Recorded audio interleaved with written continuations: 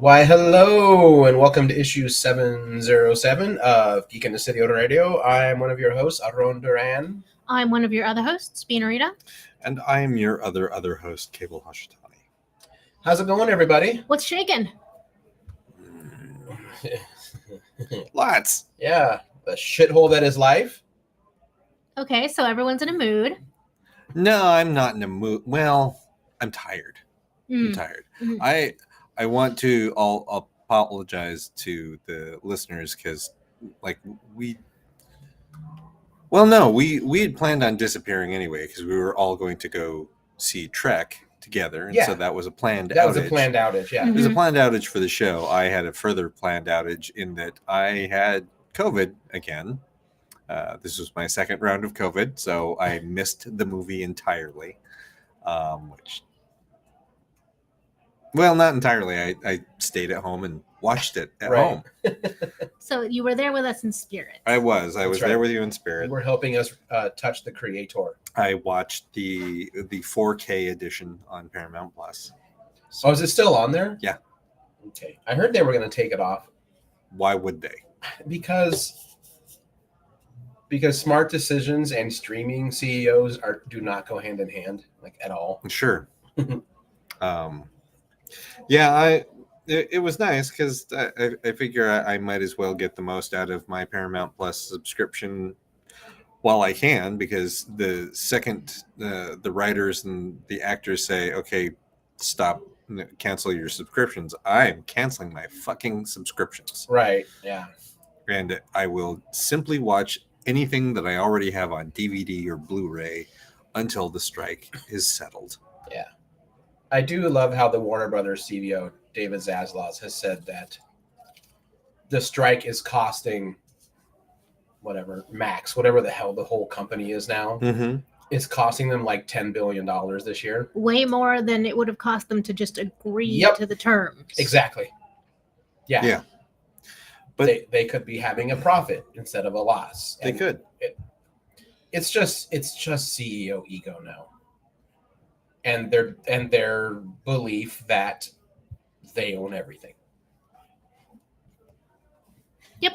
That just by rights, it is theirs. Yeah. They are the creators. Sorry. Yeah, but they are not the creator. Mm-mm. They are not. V'Jar wishes to meet the creator. Yeah, are you kidding me? None of them CEOs could have put up any Voyager, let alone Voyager 6. Mm-mm. Which we never got to. I think we just did 1 and 2. Yeah. Yeah. What was 6 supposed to be? That's Voyager 6. Okay, gotcha. They basically made up a Voyager that wasn't real. Right. Because it would be our future. Because they figured Right. that it, like the way the space program was going in the late 70s, early 80s, we would have, continued going into fucking space. Right. As opposed to, we technically did. We shifted to the shuttle program. That's true. We did. Yeah, there's been several other programs, just not feature programs. Right. Well, and the other poor Voyager, a couple hundred years from now, gets blown up by a Klingon for target practice. Mm-hmm. As was shown in the documentary Star Trek V, The Final Frontier. The one where God needs a starship. Why does God need a starship? He asked you a question. Gives us Cybok, though, man. Yeah. Yeah, I'm in a mood because I'm just going to be in a mood for a while. That's just my life right now. Like, I'm trying to be good. And I'll be good. And then, like, my brain will be like, the fuck you are? That's You've been happy all day? Take this. I mean, it's a finite resource. Yeah, and I have to spend most of my day being happy for everyone. So when I get home, I'm like, I just shut down. Although today was my day off, but I had to do a lot of kind of final things and whatnot. So everything changes. That is the nature of the universe, unfortunately. Yeah. But yeah, so that's why we were out last week, is I was still going, let's skip the show because I'm still not feeling it. I managed to make it through a day of work That was about it. Yeah. Well, we had fun. It was pretty cool. And if you listen to the show, you should listen to the episode, folks, if you haven't. It was actually a lot of fun. Yeah, I'm looking forward to because it's the two of you and then Merrick joined in, and you met up with other people. Yeah, like we ran into Joel and Alicia, and then Benja was there, so we invited him to the table. some of our Bay Star Trek friends. That's right. It was like a meeting. It was like the Babel convention there, but it's Sam's with gin and tonics and chicken fingers. Yes.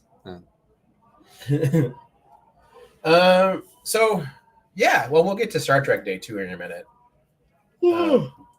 Kind of a downer, but if you listen to the show, you probably know Portland stuff anyway. But September 24th will be RevNat's last day open. Yeah. After 12 years? Yeah, 12 years. Which is a super bummer. You know, it's just there are many factors that he's talked about too, and they're all true factors. There's no like what's really happening kind of thing. Right. You know, and post COVID held out longer than most. Because I know that, you know, like the COVID stuff and all of the different rules and how to work around that had a big impact. But after the big shutdowns and all of that, they lasted a lot longer than a lot of other folks did. And so, and that's a pretty good testament to what a fan base they have, what a loyal customer base Reverend Nats has. Right. Yeah.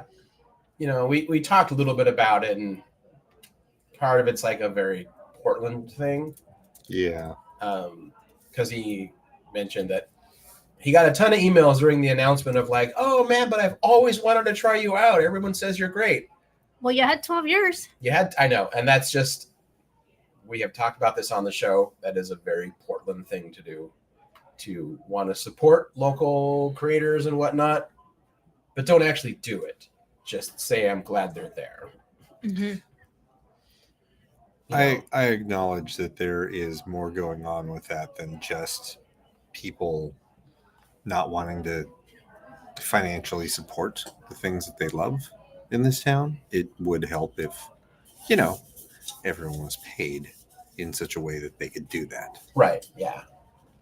You know, and the cider market kind of shifted. Like in a weird way, he was kind of a victim of his own success. He got people trying different types of ciders. And then the market just got super flooded too. That it did. And then there's, you know, issues with distribution in this city. Mm-hmm. Well, I mean, that's not specific to Portland. No, it's specific to the liquor industry in general. Like we've talked about how dumb it is that for the most part, Diamond is the only distributor for comics. Mm-hmm. Some of the studios are going their own way with smaller places or whatever, but for the most part, Diamond is still who you have to answer to if you want your comic distributed. Liquor distribution is the same way, with one exception being, what if Marvel and DC also owned Diamond? Yep. That's how liquor distribution works. Yep. If I remember correctly, I think locally, like I do believe Melitus is an Ambev and Columbia is by Miller Coors. I think that's right. Yeah. So obviously they're going to push their own products. Yeah, they have more no than interest. anyone else they contract with. Yeah. So that's just going to be a problem all the time until that changes. Mm-hmm. But, you know, who knows? So, yeah, this coming Friday, he's releasing three tent shows. Mm-hmm. So I'll probably be there Friday after work and try to pick some of the last ones up and whatnot. But, yeah, it'll just be weird, you know. Just one more thing in this town that is shifting a lot. The end of an era. Yeah, I've had enough of those lately. You know what though? It'll be. I'm excited to see. He's already got Nat has intimated that he's got other stuff planned. Yeah, I think he's gonna do a consulting stuff for a while. Oh, that's less exciting for me. Never mind. Yeah, consulting for other breweries. Yeah, that's just it. Is there are a lot of things that just when they are done, they're done, and they're like, oh, it'll be great. I'll hang around for the next thing. The next thing is not going to be remotely similar to what it is that we enjoyed. Not Yeah. typically, no. So yeah, it just kind of, it sucks.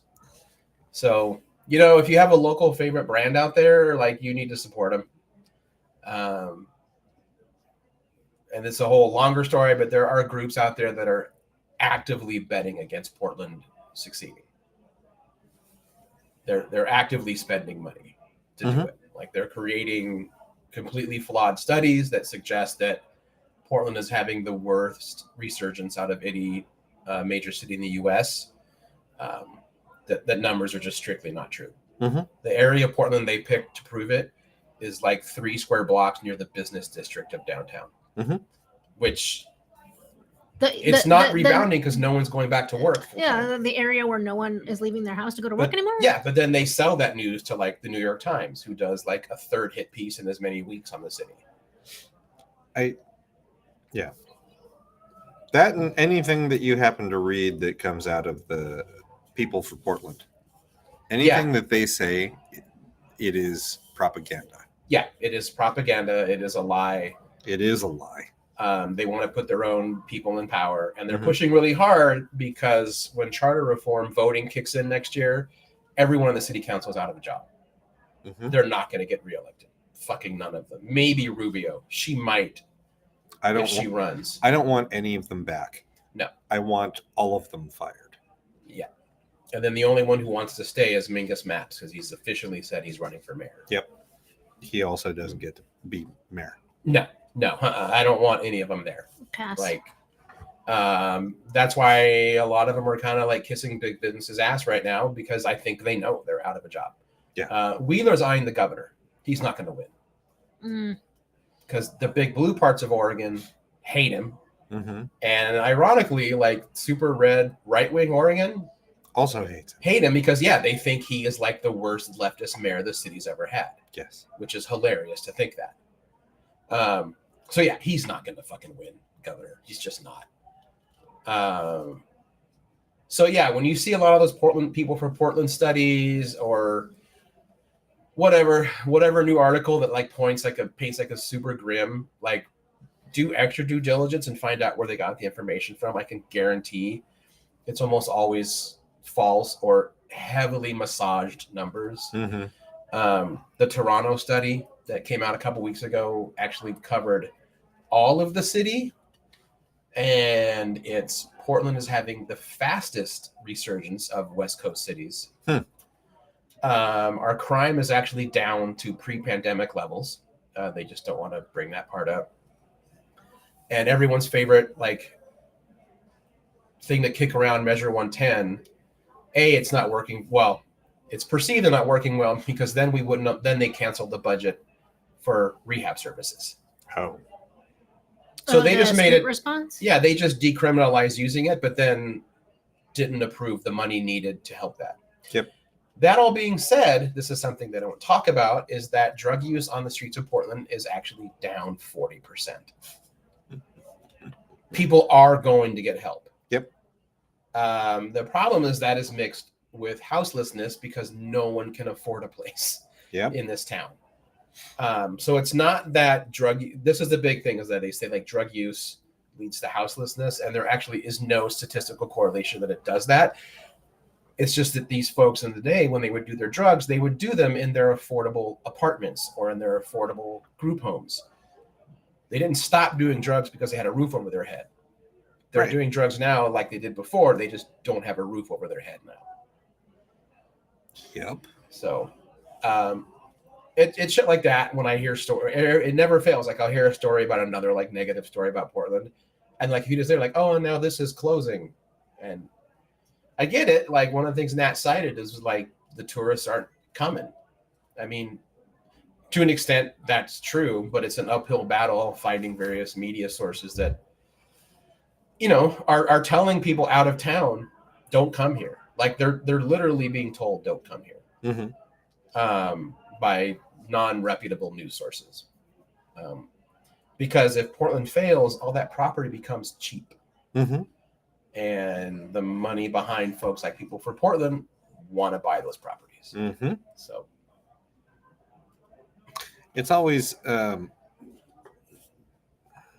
simple term for all of this is always follow the money. Yeah. Who stands to profit from this? Right. They're behind it. Yeah. So, yeah, and that's, you know, that's an end goal, is to only have like 3 companies run everything anyway. Like that's the goal. No, just 2. Just 2? Just 2. Is it BlackRock and I forget what the other one is. It also doesn't help that because Portland continues to be so fucking white,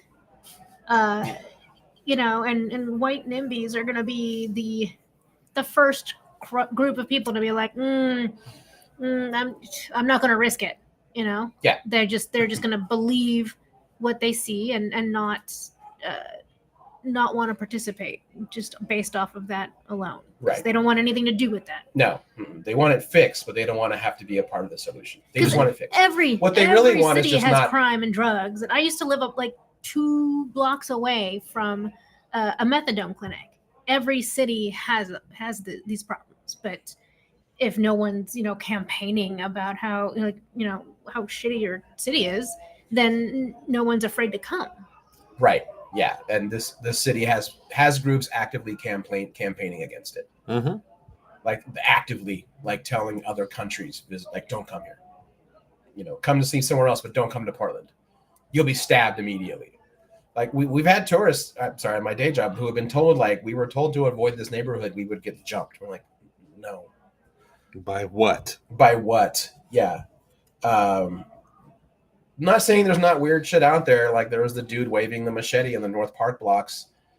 Everyone was like, oh, see, typical Portland, soft on crime. And I'm like, you don't know the laws here.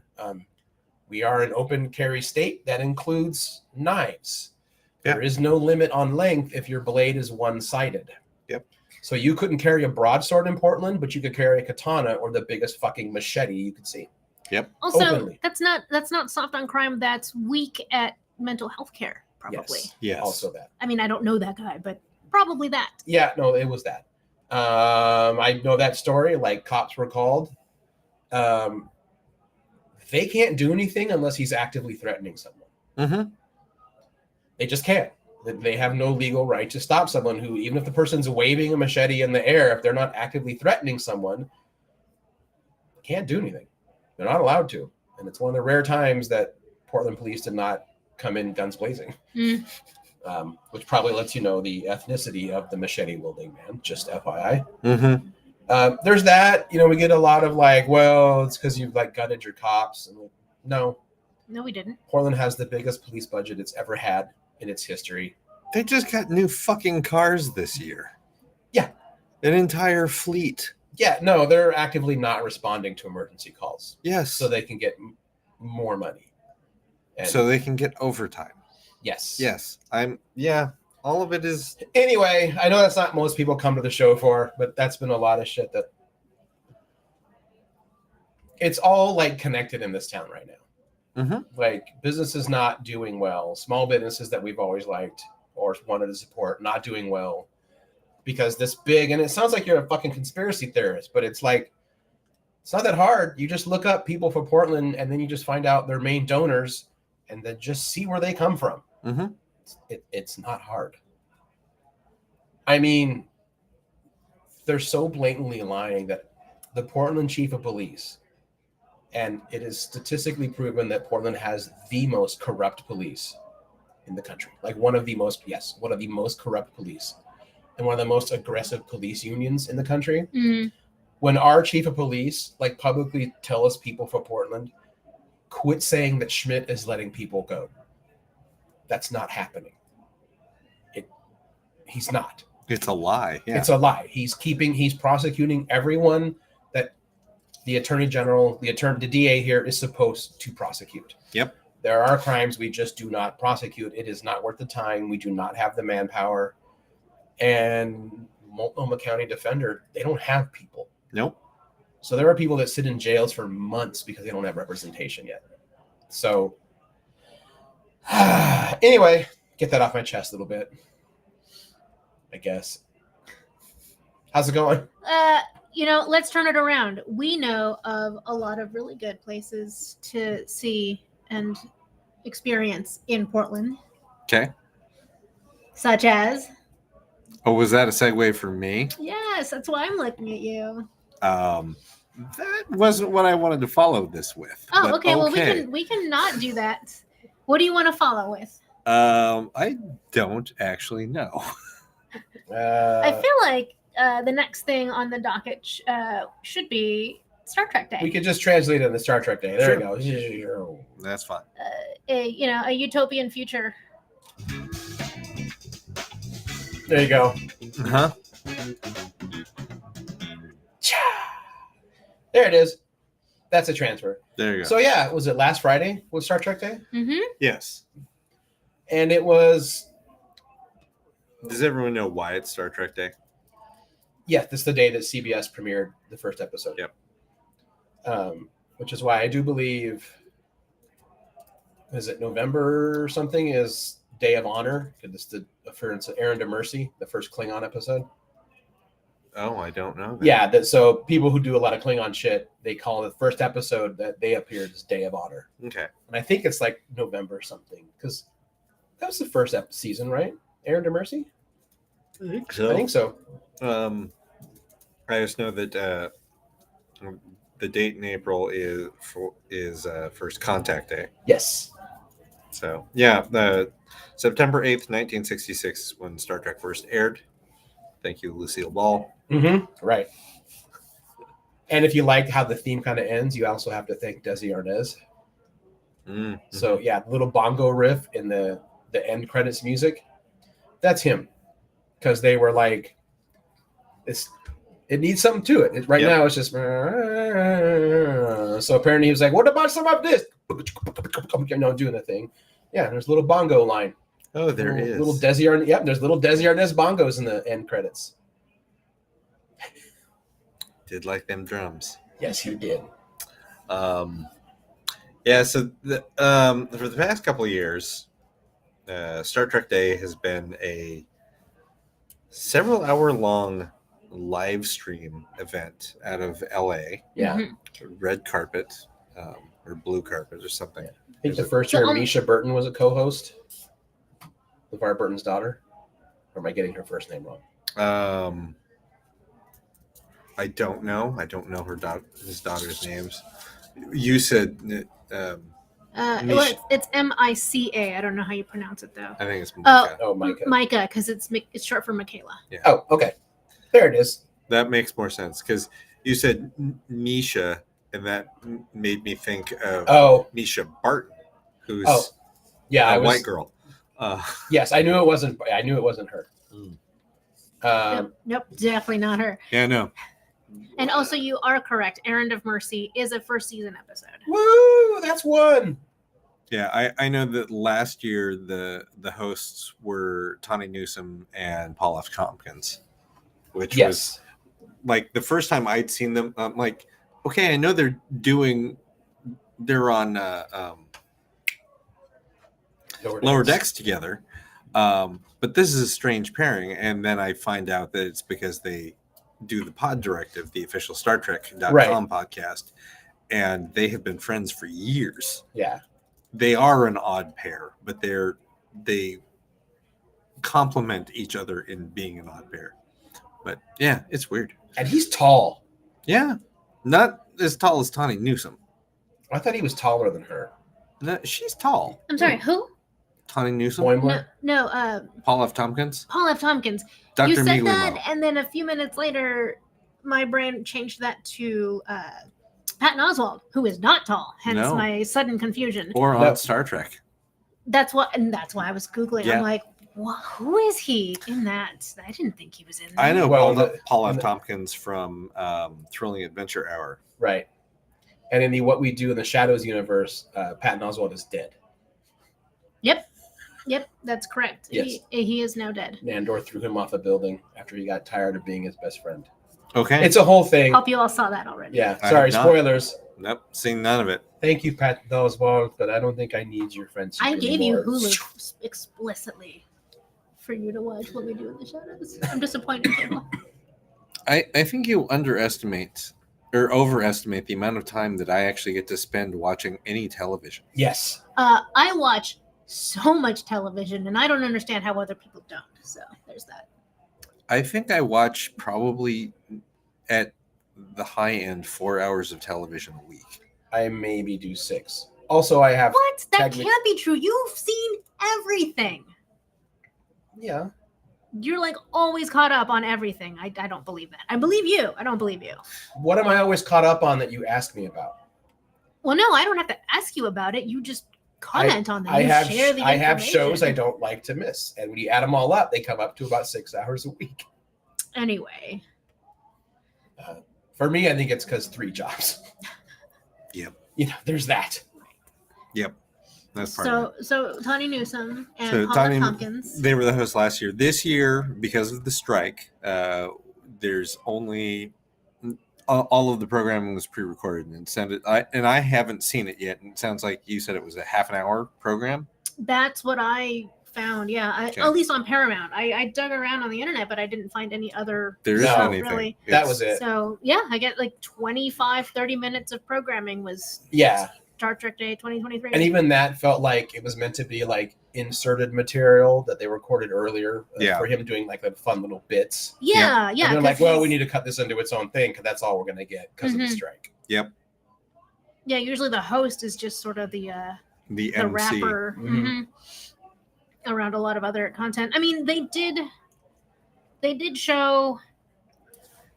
Now I have to remember everything. So yeah, they talk about when Star Trek first aired. They spent a couple minutes on animation because there's the animated series and now there's Lower Decks and there's Yeah, going to this be a year's the- new There's animated Prodigy. thing. They didn't They mention did not Prodigy mention at all. Prodigy. Of course not. No. Which is weird Even the because show that was abruptly canceled in its second season. What? First. It only First. made one season. but the second season had been written Yes. Oh, okay. Thank you. Yeah. I coulda- because this is the 50th anniversary of the animated series. Yep. Mhm. So it makes sense they're animation focused. It would have been nice of them to mention Lower Decks, or I'm sorry, Prodigy. Yep. Doesn't surprise me at all. For all I do believe Prodigy's still being shot. I Like the don't. producers seemed kind of positive a few weeks ago of like something. I don't think Prodigy is dead. No, And I honestly believe that once the strike is over and people are put into positions where it's like, no, you have been fucking all of us over long enough. This is the direction that we're going. That Prodigy will just, oh look, it's back on Nickelodeon. Surprise. yeah. We meant to do this the whole time. It's fine. That would make sense because that's where it used to be, and Yeah, I think it was a first casualty of like, well, let's start canceling some shit so that we can not have to pay for those. which Also, welcome Scottish Trekkie. We have a listener in Edinburgh from right Edinburgh. now. Wow. It's like, Can we come over? yeah, we're gonna come visit. Hope you've got a big castle. Everyone's got castles, right? Everyone on the Yes, island. that's how it Same works. island, so So here's the thing. My friends Kelsey just and kidding. Lex are currently in Scotland. Mhm. Kelsey is going to grad school over there. And she, like, on her Instagram post recently, she's like, we just met so-and-so that does this, and he has a castle. So does the Scottish Trekkie. So yes, they just have castles. I'm so chuffed. Don't say that. That's a British word. Not for our Scottish listeners. Sorry. It's fine. Okay, fine. I don't want to cause a stramash. Is that better? That's not even a word. Scottish Trekkie, is that a word? Stamash? Stramash. I thought you said like I mean, I stamash, might be like pronouncing it weird, but potatoes. no, it's one word. Oh, Anyway, while we Anyway, wait for animated shit. confirmation, let's talk about what we're talking about. Yeah, so Star Trek Day itself was very, very small, which I actually felt a little bad about this, only because I know the host for this year was going to be Jerry O'Connell, and Right. for a guy who's into Trek as much as he is and is doing a great job on Lower Decks, people keep just going, "Oh yeah, and Jerry's in it." Give Jerry his due, for fuck's sake. Yeah. He is the first officer of the Cerritos. He is. You know.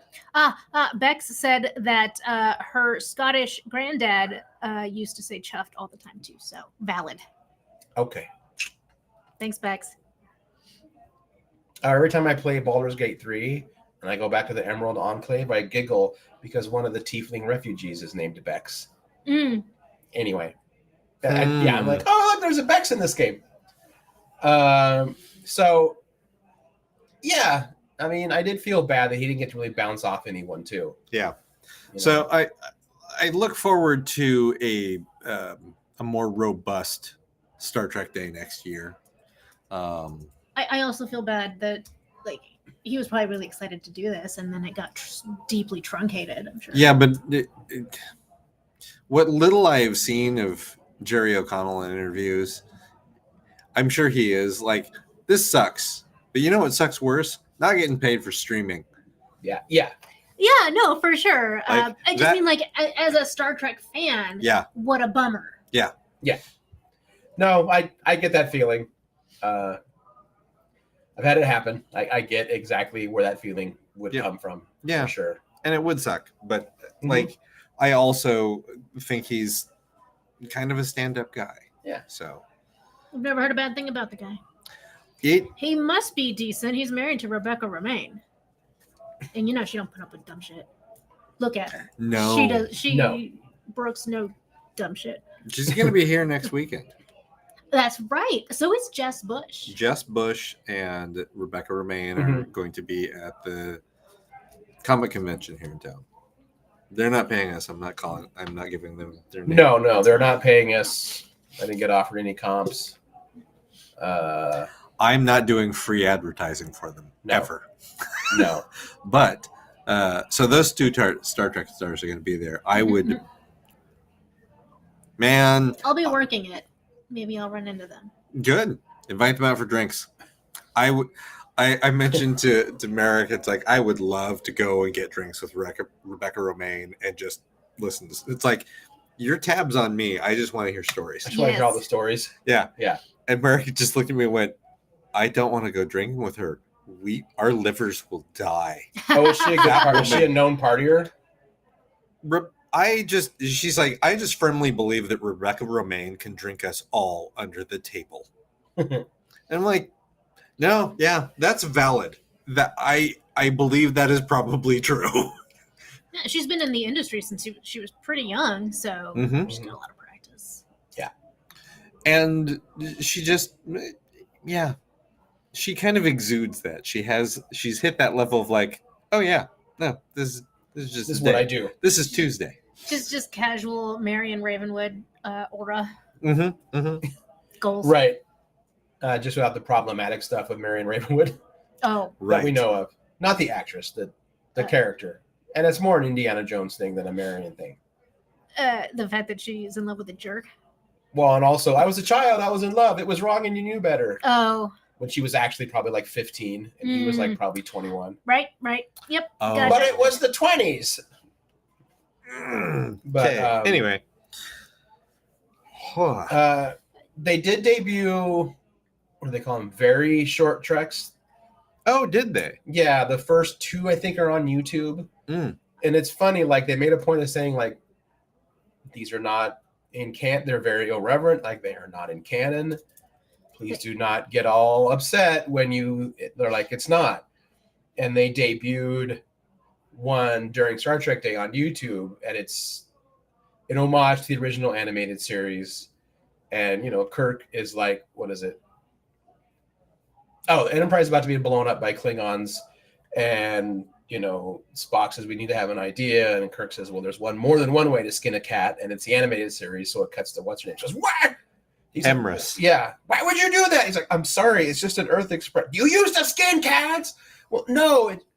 And the whole thing is him trying to come up with other sayings that don't offend somebody on the bridge. And it's like, yeah. And then eventually it's like, there's like a joke about like, I feel like a butthead. And then it cuts to a crew member who's got a butt for a head. What's wrong with that? He's like, no. There's supposed to be like a screw head. So it's that, it's that kind of irreverence, which they said going into it, like that's what it's going to be. It's clearly not in canon. There is no race in Star Trek that people have butt heads that they talk out of. Not what's their names. There's like 3. There are 3 races in Next Gen alone that like they were. It was like 6 or 7 yeah, it was all a block of like the game, the episode with the game where they have their little. Oh yeah, with Ashley Judd. With Ashley Judd. Like that race, the race of people that gave it to Will Riker. It's like I don't remember the race. It was because they never mentioned the race, but the prosthetics that they used for the alien was like, were you aware that looks exactly like you've just put labia on this woman's head? Why did you do this? That's not a butt. No, it was labia, taint, and butt. It was like it was it was the like whole the package. whole it was The whole shebang. Petite boots. Go Google that, friends. Anyway, this What animated episode character is was literally a butt for a head Yeah. with like eyes and. I'm seeing it in this little YouTube thumbnail right now. Yeah, Uh, I can see that. I didn't realize they were already available on YouTube. I'll have to check them. I don't know if they all are yet. And I think there's 2 episodes of Lower Decks are now out also. Yeah, they Yeah, dropped they're- 2 at the on the same they're day. doing a Tuvix. Spoilers. What's in the trailer for it? It's the name of the episode. It Yeah, is the name- it's TYO Tuvix. TWO. TWO is what I mean. Yeah. Yeah, it's with the doctor and the engineer. Yep. Yeah. To start. To start. That was a lot of fun. I haven't watched them yet. It was too late when I finally realized they were on. And I was like, I should go to bed. So We watch watched that. those last Thursday. That was our we're watching this. We're watching this, and it was fantastic. And I love that. I've talked to friends at work about this. What's neat about Lower Decks being an animated series, usually with animated series, you get the characters and they remain static. And so the jokes have to become better over time, but you feel like they're just rehashing the same material. right. And in this, the jokes keep changing because they keep changing the characters. The characters themselves are growing. It's not one-offs. Everything that they do gets referenced again so that there is actual growth to the characters of Mariner and Boimler and Tendi and Rutherford Yeah. and everyone else on the bridge. Like Jack Ransom has gone from being, oh, you're just the jock bro Mm-hmm. first officer to oh no, you are straight up an executive first officer on a Federation starship. Yeah. You know actual what you leadership skills. yeah, you know what you're doing. Yeah, you're kind of a jerk sometimes, but also you're not. Right. You're really good at your job. Yeah. I think that this season premiere actually showcases that pretty well. Yep. Especially like Mariner having like begrudgingly accept that he's actually good at it. And Yeah. she'll never admit it, but she doesn't actually mind following his orders. Yeah. Yeah. Right. Is it the first episode or the second one? No. Anyway, she basically goes to self-sabotage again. Yeah. Because you know that's something that she's done multiple times. That's why she's still an ensign, Right. despite obviously she has a lot of time and experience in Starfleet. But by the end, she's recognizing that that's childish and that maybe people really do see Yeah. something in her that is worth. Yeah. And like Ransom won't let her do it either. Yep. Mhm. He's like, I see what you're trying to do. It's okay. But you're doing a great job. She's like, son of a Yell at me. I think the thing that it showcases more is that Paramount continues to be shitty at merchandising Star Trek. Yes, because Whoopsie. they told us to go to Star Trek Day to StarTrek.com, the new official shop. First off, the first time I went there, it required a password, and I was like, they're like, go to Paramount Plus and put in. I was like, I'm not doing that. No. I just want to buy your merch, and you literally just made it harder. Once that finally dropped, I went there and I'm like, this merch sucks. It's awful. In the basically the thing that showcases that they're bad at this is why is there no fucking Moopsie plush? Yeah, like ready to go. Yep. That I should have been able to look up StarTrek.com and gone to the store, and that should have been the first fucking thing there. Yeah. Moopsie. Mm-hmm.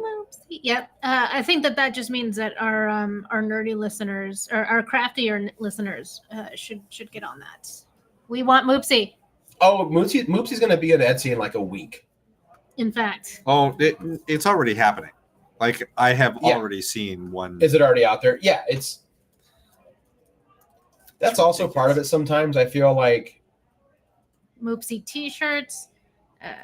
I feel like these places. Why do you look up Moopsie and the first thing that comes up is a fucking batleth? What? I don't know. I mean, mine was a pin that says I collect moose poop. I think you misspelled Moopsie. No, I didn't. Maybe in some circles. Moopise? Mm-hmm. Nope. No. Moopsie with a Y. Even though that's what I wrote. Moopsie. Nope. Oh, crystals. I maybe it's just an algorithm thing because Moopsie and crystals have nothing to do with each other. No. But I do look at crystals. You do. Yep, I'm not getting any of it. Moopsie. Weird. Now I'm getting white girl hula hoops because they got spinners and tassels on them. I hate Etsy. It's just really gone Bold downhill. statement. It's gone so far downhill. Oh no, it's gone horrible. Mm. But yeah, they're like, fuck, Fluvog has the next gen or the next gen the Strange New Worlds boot. And they added another one. No, I know. That's not the point I'm getting to. The point is they went, oh, this is going to be a limited edition. We're only going to do this. Please order this now. And inside of a month, they went, oh, I mean, this is a part of our permanent collection. Yes. The boots that I have are not from that initial launch. Yeah, because they went, everybody wants these. It's like, we already sold out. What do you mean we sold out? We just put the link up. But it's some nerd thing. Yeah, it's like, we sold out. We need to keep making these boots, period. I know. Paramount just be leaving money on the table. One of the things that I learned while trying to find more Star Trek Day content and information is that they're partnering with Kid Cudi. Should I know that? I know that name. Why do I know that name? Popular musician. I did see this story, but I forgot what he's doing. I actively like one of his songs, and I know this other one. That's what I can tell you. But apparently they're gonna do a collaboration, presumably for Star Trek style clothes. Okay, he's apparently a big Trek fan. Great. I read the article about him. He's actually like really excited to do something. But yeah, it looks like it's going to be clothes. I don't know. Yeah, it looks like clothes. Yeah.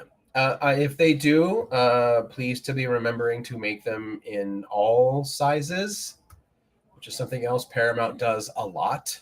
Mm-hmm. Is they tend to stop at like XL. And that's just not how a lot of fans look. IDIC. Yeah. Infinite diversity and infinite combinations. Yes. I'm also like nothing against Kid Cudi, but I'm disappointed that they still haven't like really partnered with Volante. I mean, I know that Volante, has Has the licensed, licensing. but that's some high quality merchandise that It they could is. be. I'm also guessing Volante could not do the Oh. amount that Paramount would Yeah, want to do. you're probably right. They're If they did, they would have to. they're much more bespoke. That would in order to do that, that would change their entire business model. Mm. They would need to like have 3 times the amount of staff. They already bought it, like they already moved into a different building that's bigger and increased the size of their production. Yeah. But they did it organically. Oh, okay. Oh, sorry, I'll go back. Boldly Be is the line the they're doing, slogan. Hmm. So Star Trek Plus, I guess that's the Kid Cudi logo, All right. which is cool. Mhm. He's got his own little icon. That's a good looking jacket too. Yeah, I have enough Trek jackets. I just can't have more. Is this the only picture they're gonna give us? Yes, that Yes. is. All right, cool and good. Yeah, I'm interested to see what that's gonna look like. I think the other big announcement, well, it was going to be a bigger announcement, but I feel like they said that season 1 of Strange New Worlds is going to be on CBS. Oh, they're not only going to stream it? Correct. They're trying to get more, with the idea being that if you don't have Paramount Plus, look what we're doing. Here's a really great show. Mm-hmm. And Strange New Worlds numbers are like massive. Yep. They're just fucking huge for Paramount. That's always the thing I love when like the ones that hate quote new Trek are like Paramount's losing money. Da, da, da, da, da. They're like, it ain't because of Trek if they're losing money. Like Nope. even on their own internal shareholder calls, they're like, it's doing so much better than we thought, and we are so appreciative of it, kind of thing. But I think they said Strange New Worlds full season will be on CBS proper. Which will maybe get new viewers, great, but also it's because CBS doesn't have a lot of programming. All those like Law and Order still need writers. CSIs. Or CSIs. NBC's the Law and Orders. Yes, Mhm. it is. All those shows that make your middle-aged mother or grandmother, whatever, happy at night, Mm-hmm. that make them think that the system works. Mhm. Yeah, all the dun-dun shows. That's still. I know Wow. that's still it.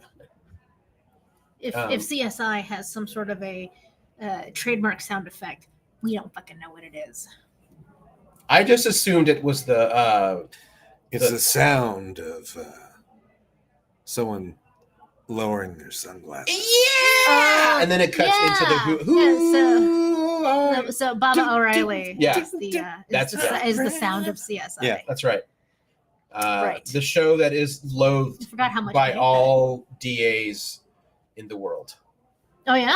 Yes, I because that's not how forensics works. But most juries are stupid.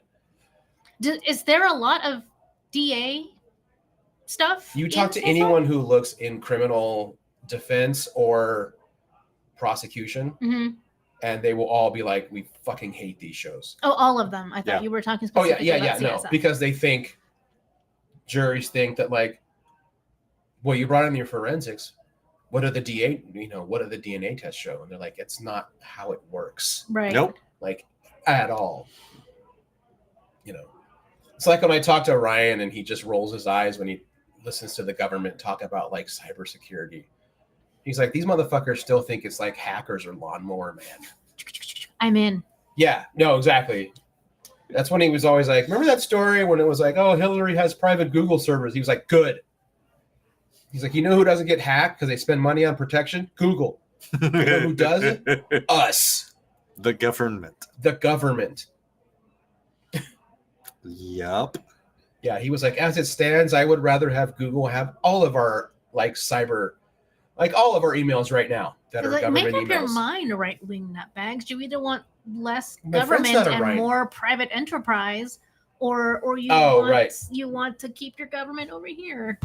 They want whatever fits their narrative. Yes, I know. Yeah. And by the way, we're not saying Ryan's right wing. He's so not.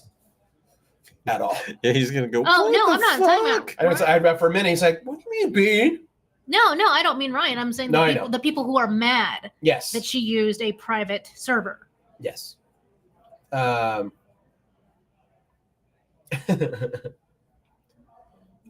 you don't have to apologize that you enjoy us while you sleep. In fact, that makes us even more. What am I trying to say? That makes us feel even more special because Yeah. you are in a different time zone, but you have still made it a point to check us Yeah, out. thanks. We actually have a listener. I run into her every once in a while at like shows or different events. Doesn't happen anymore because she's not married to this guy anymore. But she used to tell a story. She's like, it would be so weird because my husband could only fall asleep to listening to like your show.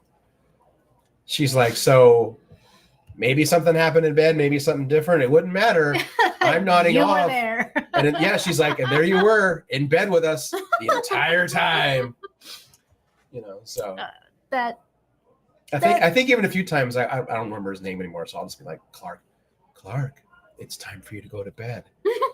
And by the way, your wife does think it's kind of weird that I'm always there with you. I think it's sweet, Clark. You keep doing you. Tell your wife she's pretty. Tap her on the butt for me. There you go. Sleep well.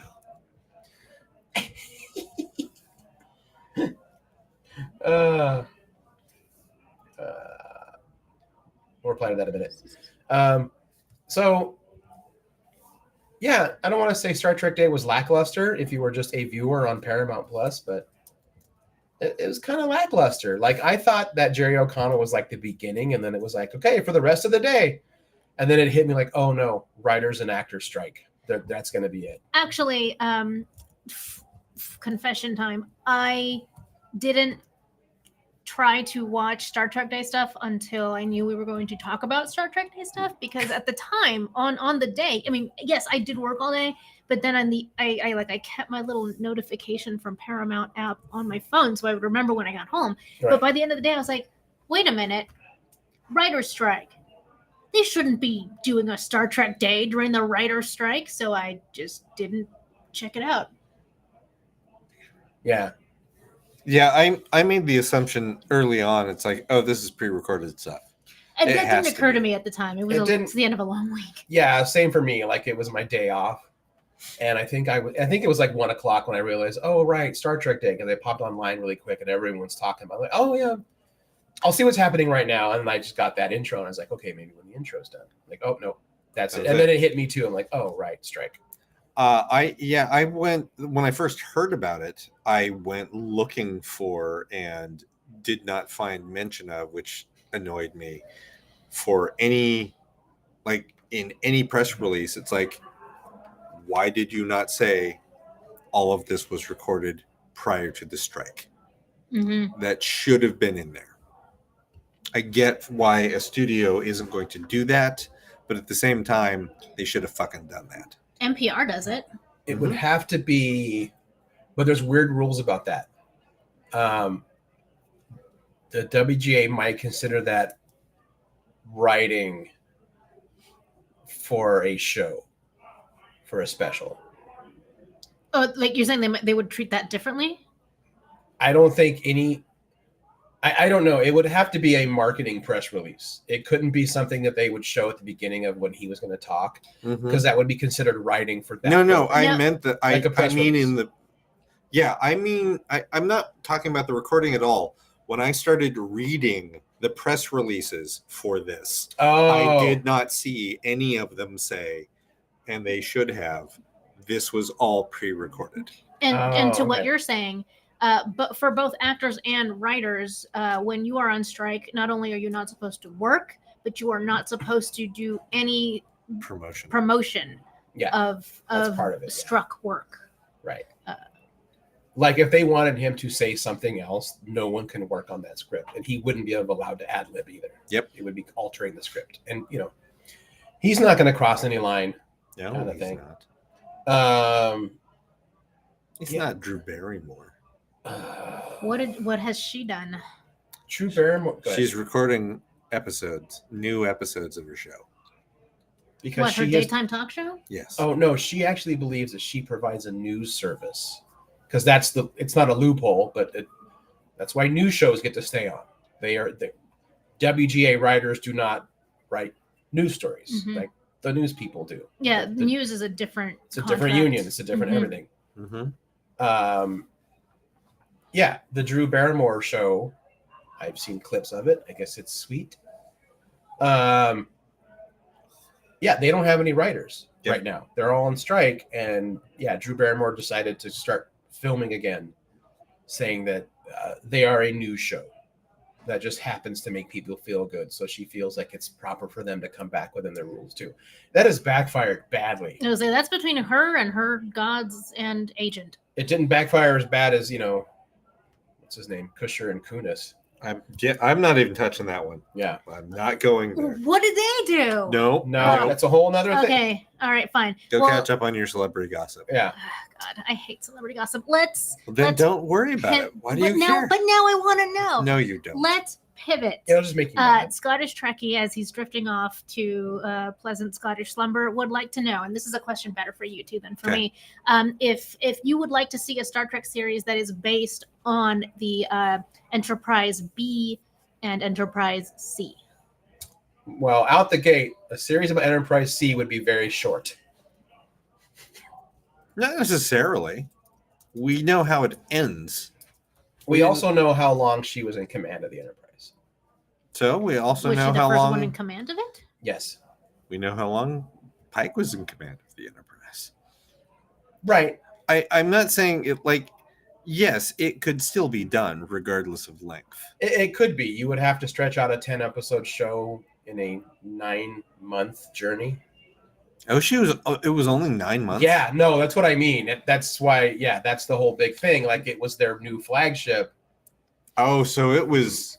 It was fresh. Oh, the ship itself only had 9 months. And she was only captain for 9 months. of it. Okay. Yeah, no, that's the whole kind of tragedy is that the Enterprise C, because that's the biggest gap between B and C. Mm-hmm. It's almost like 100 years. So that was the big thing, is like, this is the new ambassador class. And there's this whole weird canon thing about it, where the Vulcans were kind of upset that it was the ambassador class, because the ambassador class has a lot of armament. Mm. And they're like, that goes against the spirit of the Enterprise. Like, that is not the point of the Enterprise. And they're like, well, we're doing it anyway, because this is our newest, biggest, baddest ship. It's going to launch with Enterprise. Mm-hmm. And didn't launch very long. Nope. So yeah, but Enterprise B, I kind of would, but I don't know with that captain. Not a diss on because I think everyone, it's not canon, but like in the books, that moment with the Nexus completely changed that crew. They went from being like green and nervous to being like, oh,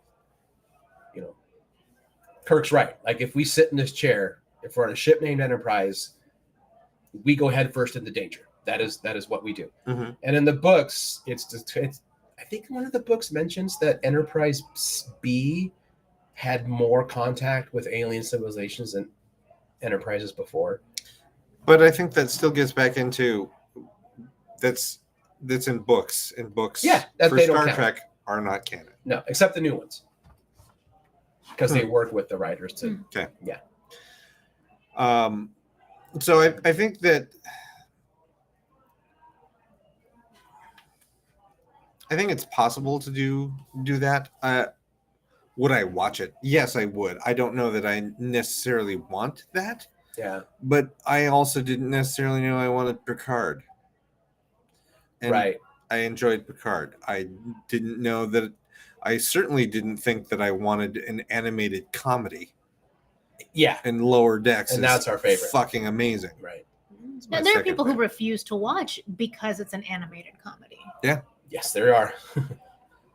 Those are Which- people that don't like fun, Yes, and I feel sorry for those people. or people who don't believe fun belongs in Star Trek. I feel Yes. sorry for those people too. Yes. There are eras I'd still like to see explored. Like, I would still love to see like what they call the lost years.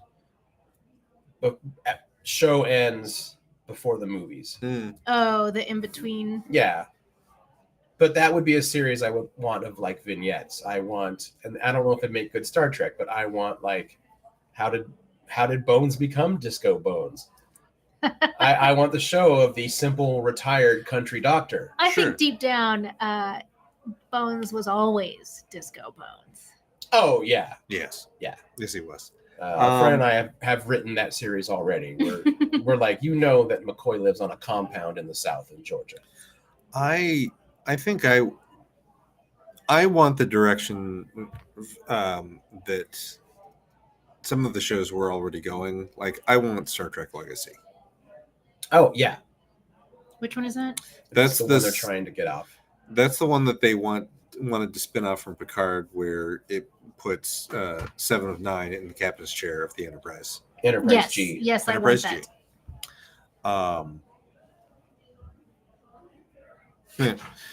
that.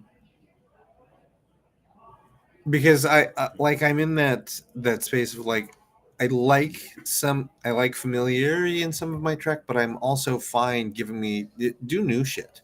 Like, that's one of the reasons why I'm still enjoying Discovery, and why I will jump on board with Starfleet Academy, because it's further in the future. Yeah, I don't want to keep looking back with Trek, because, like, as fun as it is, and it is working well, I also want to go forward. Yeah, I was thinking about this. A lot of people shit on Disco and ignore the fact that, like, if it wasn't for Discovery, we wouldn't have this, like, as Jerry O'Connell put it, this renaissance of Star Trek content with something for everybody. Yep.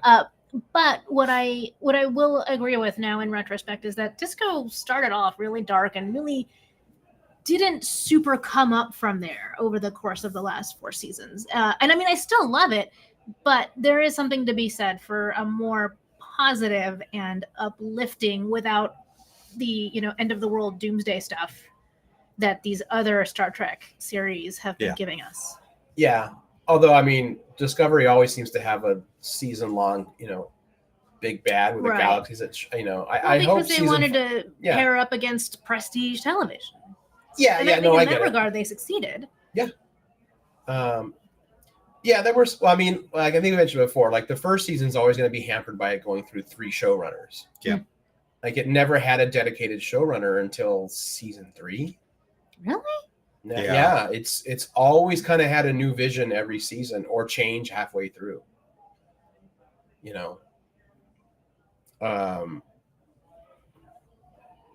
So yeah. Oh, you're welcome, Scottish Trekkie.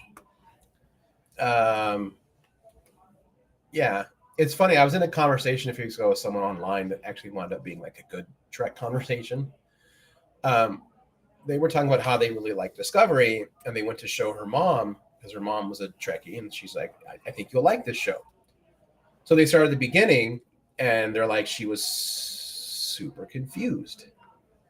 Like, she didn't understand, like, what's going on? This is supposed to be the main character, though. What are they doing? I don't quite get it. And I had this talk because someone else has recommended this, and I've done it this way. It's kind of a minor version of like the machete cut that we do with the prequels, with the original trilogy, whatever. And they're like, start with episode 3 of Discovery, the one where like it opens with like Burnham on like a Starfleet prison ship, and she's being transferred, and then she gets onto the Discovery with Captain Lorca, and like everyone fucking hates her. If you don't know the first 2 episodes, you're like, why? But you are invested. You're like, no Star Trek's ever opened with the quote lead character in basically jail, and no one likes her. Like, okay, what happened? Then you jump to episodes 1 and 2. Interesting. There's part of me that's like, and then you go, and then you go straight on back to 4. This is actually how I recommend people watch. Oh shit! Okay. Yeah, this is my cut. It is, you watch episodes 3, 4, and 5, 1 and 2.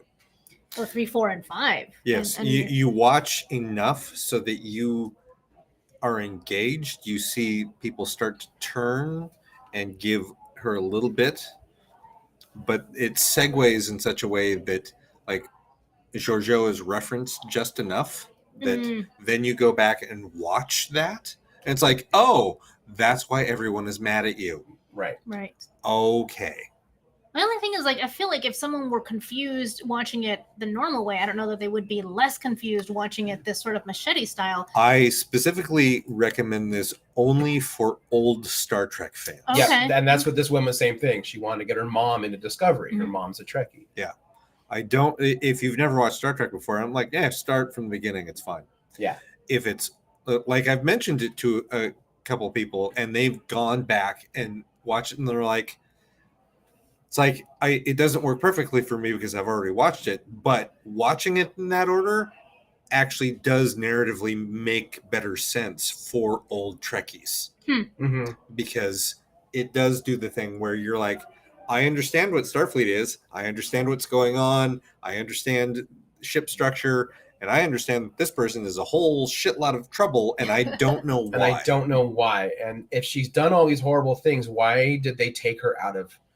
What Prison. the hell does this captain think that she is so important that he requests her to come out of prison? Mhm, Yep. mhm. No, it makes sense.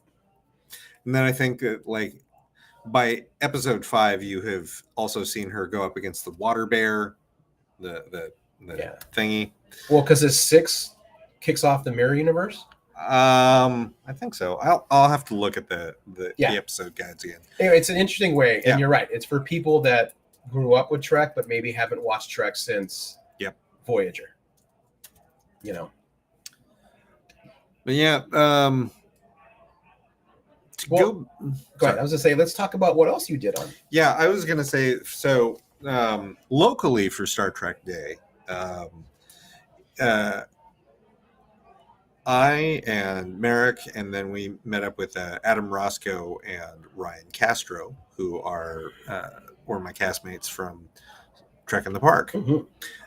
We were invited to kind of volunteer and participate in Star Trek Day for a local business called Emperor Giorgio's Tea Room. Is run by Brendan and Wellington Giorgio. We will say them by name. Yes. They're a married couple, and they changed their last name to Giorgio, which is how they get away with calling it Emperor Giorgio's Tea Room, and not. That's dedication. Mm-hmm. It's a great way to get around a cease and desist order. That's true. They can't tell you to change your name. Yep.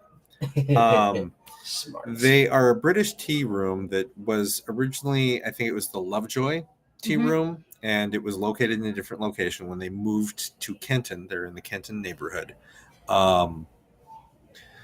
They opted to. They're like, it's like we're queer people of color. We're on the spectrum. Maybe choosing to continue to follow British colonialism isn't the way we want to go. Right. Mhm, mhm. Yeah. What do we both love? Oh, we both love Star Trek. Yeah. What if we had a Star Trek themed tea room? And that's what they did. There is one wall is a huge mural that has the USS Shenzhou, the USS Discovery, the Imperial flagship, and a Is it the Sharon? yeah, that's what it is.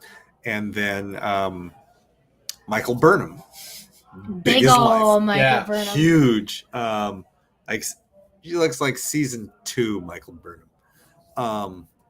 Yeah, because it's the Discovery uniform with that hair. Yeah.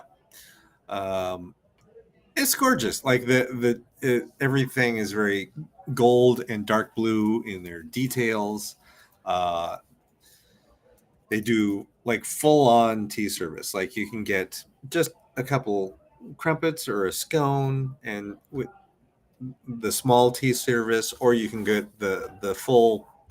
The top tier tea service is the uhura, and it is enough food to fill you. It sounds like it's like, oh, it's cutesy. It's little finger sandwiches and vegetables and this, and everything is vegetarian and can be made vegan. And then a pot of tea. But I guarantee you, like, you will sit there for an hour just noshing and drinking tea and like, I can't eat any more food. I have Done. seen the because they show the course list for it's the Giorgio, the Uhura, and the Burnham. The Giorgio is the smallest, then the Burnham, and then the Uhura. They were kind enough to give us the full Uhura service while we were there. Oh, cool. We were all full of food and full of tea, and we were there for several hours. Nice. We just walked around and talked about. So the reason they were doing Star Trek Day, they were doing Star Trek Day anyway, but they had also been contacted by the Dana Thompson Memorial Fund of Awesome, right, to do fundraising. So they had a full house, like all day great. long. That's great. The 25% of the sales they made that day went to the fund.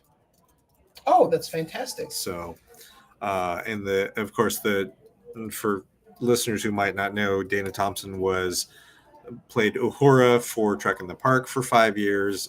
She was a dear friend to many of us. Mm-hmm. I'm not going to go too far into that because I cried the last time I started talking about Dana. She's no longer with us, and it was very unexpected.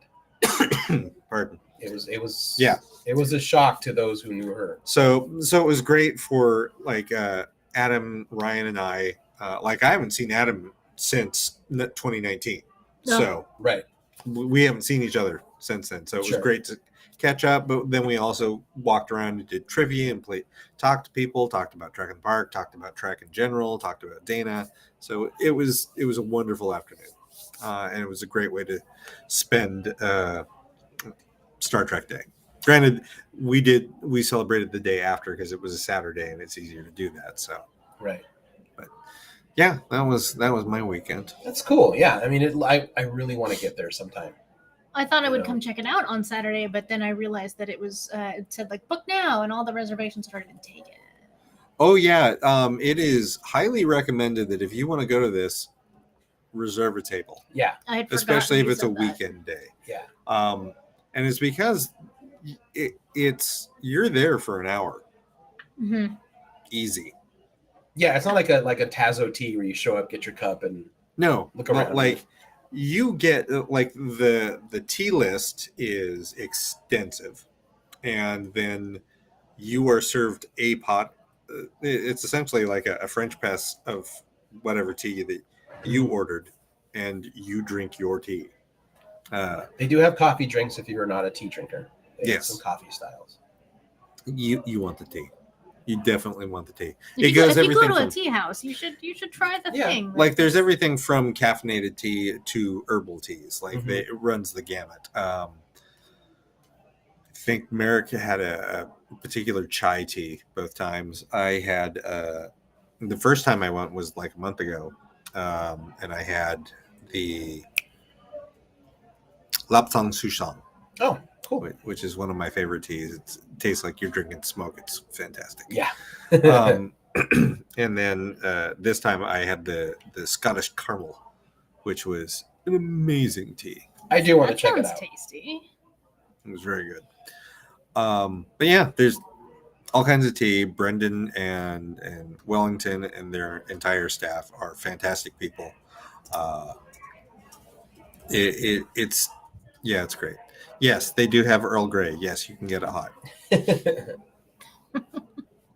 I would bring my little Enterprise A teacup. You'll find that some of the tableware is all mismatched deliberately because it's easier to maintain that way. But man, it's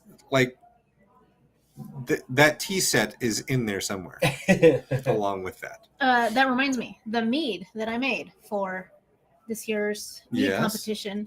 Not that you share it in the competition, but I had named it Earl Grey Hot because it is an Earl Grey tea. Right. And I still have 2 12-ounce bottles that we should share. I would like to share them with you too.